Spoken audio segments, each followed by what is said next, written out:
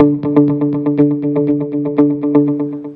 hello there and a very warm welcome. My name is Daisy McAndrew and I'm delighted to be hosting this series of videos on the implications of Brexit on behalf of Shearman and Sterling.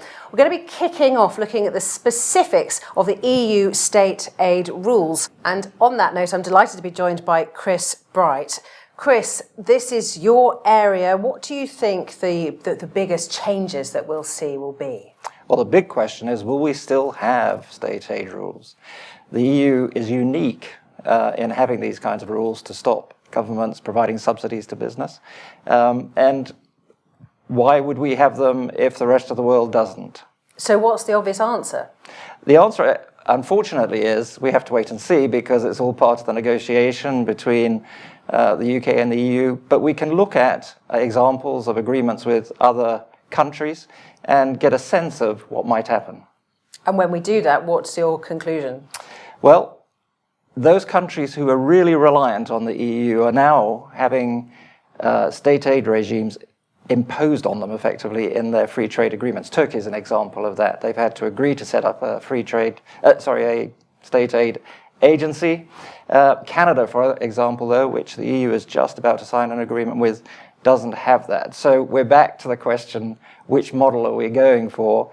Signs are we're going towards the Canadian model.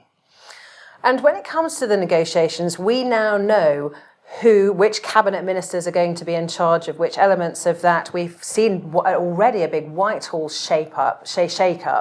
What do you think that the ramifications of that will be? Well, it's interesting.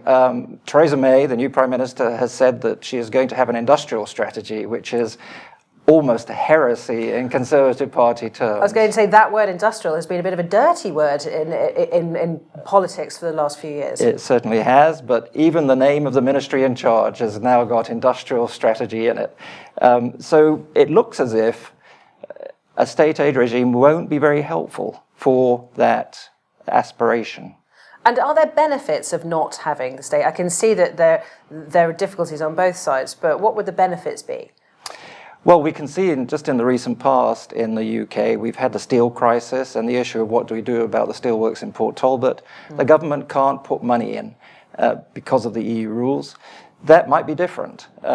Equally, we've been trying to build nuclear power stations. It's going very slow. One reason is we need approval from the EU for the subsidies that are going in, and that has delayed things very considerably. So upside in terms of what the government can sponsor.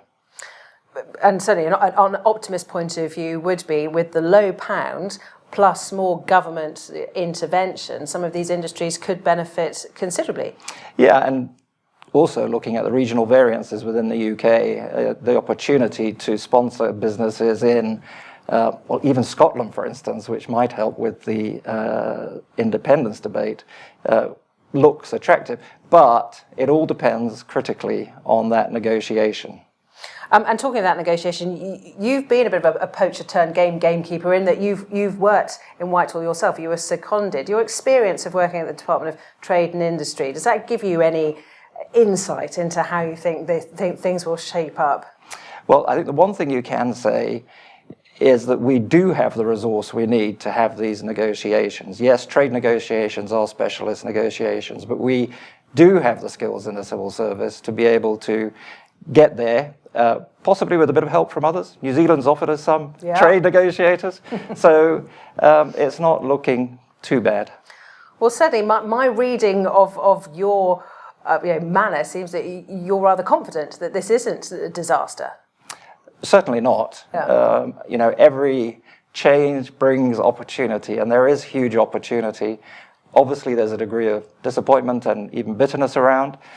Time heals, they always say, and there is the sign that a number of the European governments are now looking to have a calm and constructive debate to try and bring everyone back to some equilibrium. Well, interesting times. Chris Bright, thank you very much. Thank you.